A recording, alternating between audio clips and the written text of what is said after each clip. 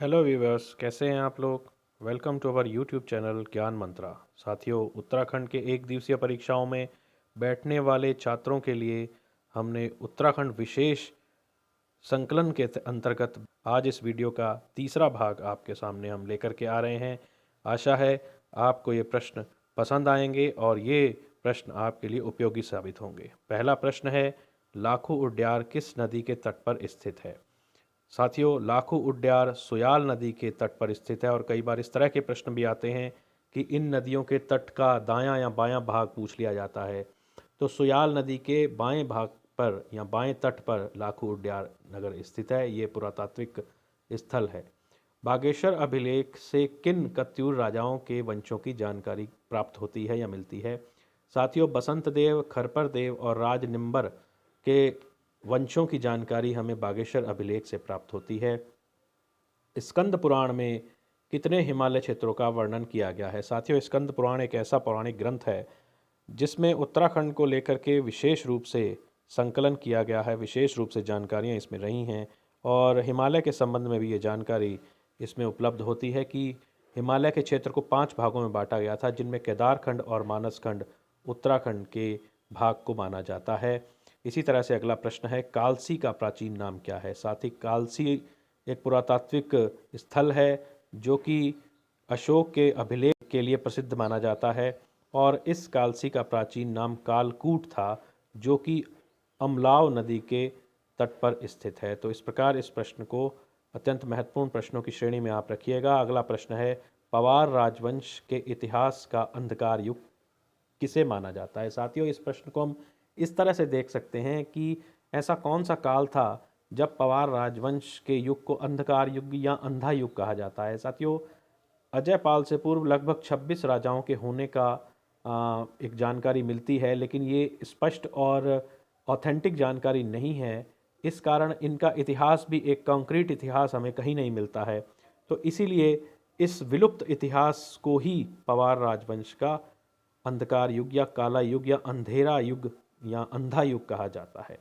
अगला प्रश्न आता है, गर्वभंजक किस शाह राजा को कहा जाता था।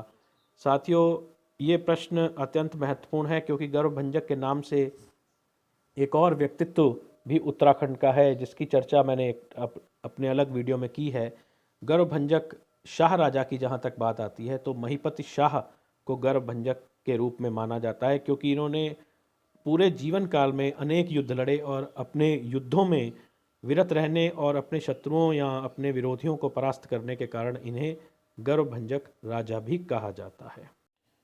अगला प्रश्न आता है, मत्स्य नीति लागू करने वाला देश का पहला राज्य कौन सा है। साथियों, 2002 में राज्य गठन के तुरंत बाद ही यानी कि 2 वर्ष बाद ही उत्तराखंड ने अपनी मत्स्य नीति को लागू किया था। इस प्रकार इस प्रश्न का उत्तर आता है कि उत्तराखंड ही ऐसा राज्य है जिसने देश में पहली बार मत्स्य नीति को लागू किया था। इसके बाद अगला प्रश्न है, चीनी यात्री युआन च्वार ने गोविशाण को किस नाम से वर्णित किया है। साथियों, गोविशान टीला या गोविशान स्थल के बारे में आप जानकारी रखते होंगे। ऊधम सिंह नगर के काशीपुर में गोविशान टीला स्थित है, गोविशान स्थल स्थित है। ये पुरातात्विक स्थल है और ऐसा माना जाता है कि यहाँ पर पांडवों के द्वारा भी कुछ समय प्रवास किया गया और यहाँ पर चैत्र के मास में चैती मेले का भी आयोजन किया जाता है। माँ उज्जैनी शक्तिपीठ का यहाँ मंदिर है। इस स्थल को युआन च्वाड़ जो कि चीनी यात्री थे उन्होंने कियूपी स्वर्ण न के नाम से पुकारा है। इसको हम शॉर्ट में हम कियूपी भी मान करके चल सकते हैं। इसी प्रकार अगला प्रश्न है, किस कत्यूर नरेश ने परम भट्टारक महाधिराज परमेश्वर की उपाधि धारण की थी। साथियों, बागेश्वर अभिलेख में इसके संबंध में जानकारी मिलती है। ये कत्यूर नरेश बसंत देव थे जिन्होंने अपने नाम के आगे इस उपाधि को धारण किया था। कुमाऊं में चंद राजवंश के अवसान काल में किंग मेकर किन्हें कहा जाता था। साथियों, कुमाऊं में चंद राजवंश का एक समय ऐसा आया था जबकि बहुत ही जर्जर स्थिति में चंद राजवंश पहुंच गया था। तो ऐसी स्थिति में अनेक दलों का प्रभाव इनके राज्य में हो गया था और ऐसे ही मेहरा और फरत्याल दल या गुट थे जिन्होंने अनेक राजाओं को बनाया और उतारने का काम किया। तो इस तरह से हम अगर चंद राजवंश के काल की बात करते हैं तो मेहरा और फरत्याल जो गुट था उनको हम चंद राजवंश का किंग मेकर भी कह सकते हैं। अगला प्रश्न है, नेपाल नरेश का कुमाऊं राज्य में प्रथम प्रतिनिधि कौन था? साथियों, इस प्रश्न को हम गोरखा शासन के साथ जोड़कर देख सकते हैं, क्योंकि नेपाल नरेश ने जब 1790 में गोरखों ने कुमाऊं पर कब्जा किया, उसके बाद यहाँ पर नेपाल नरेश के प्रतिनिधित्व के रूप में यहाँ पर गोरखों ने शासन किया। और उस समय जो प्रथम गोरखा राज्य का प्रतिनिधि यहाँ बनाया गया था उसे जोगामल शाह कहते हैं। जोगामल शाह इसका सही उत्तर होगा। चलिए अगले प्रश्न की ओर बढ़ते हैं। अगला प्रश्न है, कत्यूरी एवं चंद काल में विशुनप्रीत किसे कहा जाता था? विशुनप्रीत एक ऐसा शब्द है जो कि कभी कभी हमें सुनाई दिया होगा कुछ लोगों को। विशुनप्रीत शब्द जो है वो मंदिरों को प्रदत्त भूमि, जो इन कत्यूरी और चंद काल में मंदिरों को कुछ भूमि दान में दी जाती थी, उनके राजस्व को मंदिरों में प्रयोग किया जाता था, तो इस भूमि को विशुनप्रीत की संज्ञा दी जाती थी। 13वां प्रश्न है कि कुमाऊं कमिश्नर ऐसा कौन था जो कि पहाड़ी बोली बोलता था, यानी कि कुमाऊनी भाषा को जानता था, उसको ग्रामीणों के साथ बोला करता था? तो साथियों, हम ये जानते हैं कि हेनरी रैमजे नाम का एक कमिश्नर जो हुआ वो 1856 के आसपास यहाँ पर कमिश्नर बने, और उनको कुमाऊं के बहुत सारे हिस्सों को जानने का अवसर मिला और बहुत लंबा शासन उनका रहा। और उन्होंने कुमाऊं को बहुत नज़दीक से देखा, कुमाऊं के लोगों के साथ उनकी बहुत आत्मीयता थी, और इसी कारण से 1857 का जो युद्ध हुआ या संग्राम हुआ था उसकी आंच उन्होंने ज़्यादा यहाँ नहीं फैलने दी। आत्मीय संबंध थे, और इस 1857 के संग्राम को वो दबाने में सफल हो गए, या यूँ कहें कि उसको यहाँ पर अधिक तेज़ी से बढ़ने से रोकने में कामयाब हो गए। तो ऐसे संबंधों के कारण ही इनको हेनरी रैमजे को कुमाऊं का राजा भी कहा जाता है, और ये इतने अधिक नज़दीक थे कुमाऊनी लोगों के कि ये कुमाऊनी भाषा में बात भी करते थे। तो इसका सही उत्तर होगा हेनरी रैमजे। 14वां प्रश्न आता है, फांसी गधेरा कहाँ स्थित है? साथियों, इस प्रश्न को हम 1857 के संग्राम के साथ जोड़ सकते हैं, क्योंकि 1857 के संग्राम की आंच जब कुमाऊं में पहुंची तो कुछ लोगों ने, और बहुत अधिक संख्या में तो नहीं लेकिन इसका विरोध हुआ, और क्रांतिकारी लोग भी बने, जिसमें हम एक नाम जोड़ सकते हैं कालू महारा का, जिसे हम पहले क्रांतिकारी के रूप में जानते हैं कुमाऊं की तरफ से। यहाँ पर अनेक क्रांतिकारियों को कत्ल कर दिया गया, फांसी दे दी गई, और ये स्थान नैनीताल जनपद में स्थित है, नैनीताल शहर के आसपास स्थित है, जिसे हम फांसी गधेरा के नाम से जानते हैं। अगला प्रश्न है, इच्छागिरी माई किसे कहते हैं? इच्छागिरी माई किसका नाम है? साथियों, ये इच्छागिरी माई सभी लोग जानते हैं, तिंचरी माई के नाम से प्रसिद्ध हैं। इन्होंने गढ़वाल में शराब के विरुद्ध आंदोलन चलाया। उसके अलावा इन्होंने एक स्कूल की भी स्थापना वहाँ की थी। खुद अनपढ़ होते हुए भी इन्होंने शिक्षा की तरफ ध्यान दिया, बाल विवाह का विरोध किया, सती प्रथा का विरोध किया, और इनको ठिकुली देवी के नाम से और दीपा देवी के नाम से भी जाना जाता है। वास्तव में ठिकुली देवी एक सन्यासिनी थी। अगला प्रश्न आता है, 16वां प्रश्न है, कंपेनियन ऑफ इंडिया किस शाह राजा को कहा जाता था? साथियों, ये एक बड़ा महत्वपूर्ण प्रश्न है, क्योंकि राजा कीर्ति शाह की जब हम बात करते हैं तो इनकी विद्वता के लिए अंग्रेज भी इनकी कायल हो गए थे, और इनकी योग्यता से प्रभावित होकर के इनको कंपेनियन ऑफ इंडिया की उपाधि अंग्रेजों द्वारा दी गई थी। 17वां प्रश्न है, किस गढ़वाल राजा को अपने नाम पर नगर बसाने की परंपरा आरंभ करने का श्रेय जाता है?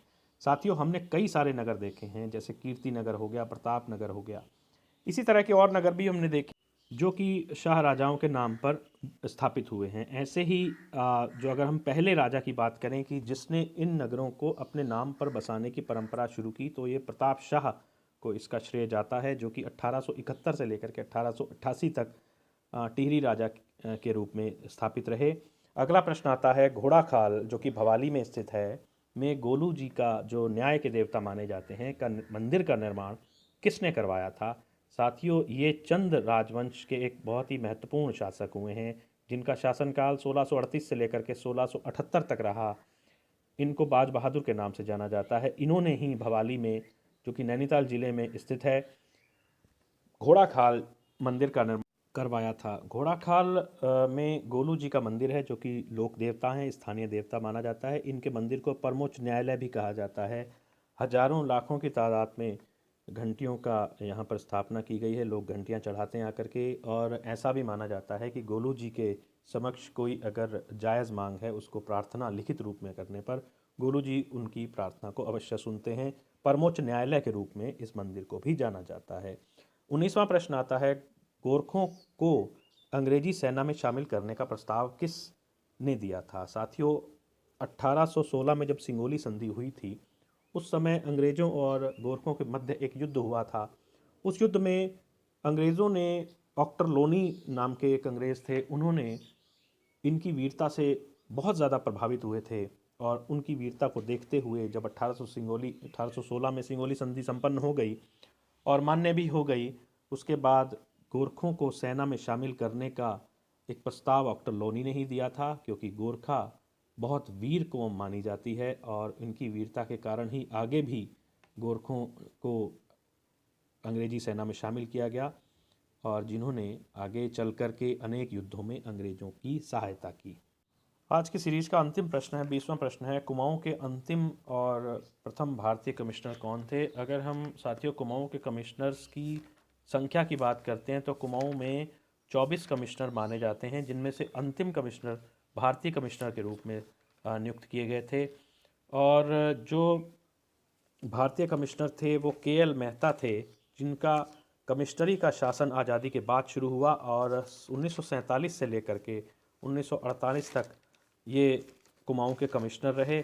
और इनसे जस्ट पहले यानी कि 23वें कमिश्नर के रूप में, यानी कि अंतिम अंग्रेज कमिश्नर के रूप में हम एक नाम जोड़ते हैं, डब्ल्यू फिनले का, जो कि सन 1943 से लेकर के सन 1947 तक कुमाऊं के कमिश्नर रहे। तो इस प्रकार अगर हम कमिश्नर्स की बात करते हैं तो 23 कमिश्नर अंग्रेज़ हुए और 24वें कमिश्नर के.एल. मेहता भारतीय कमिश्नर थे, जो कि 1947 से 48 तक हुए। तो इस तरह से हमने आपको 20 प्रश्नों का एक और सीरीज़ आपको प्रस्तुत की है। आशा करता हूँ कि ये प्रश्न आपके लिए उपयोगी साबित होंगे। अगर आप मेरे इस वीडियो से सेटिस्फाई हुए हों तो मेरे यूट्यूब चैनल ज्ञान मंत्रा को सब्सक्राइब करिए, और ऐसे ही वीडियो लेकर के मैं आपके पास आता रहूँगा, और निश्चित रूप से इन वीडियोस से आपको अगली परीक्षाओं में सफलता हासिल होगी। बहुत बहुत धन्यवाद, शुभकामनाएं।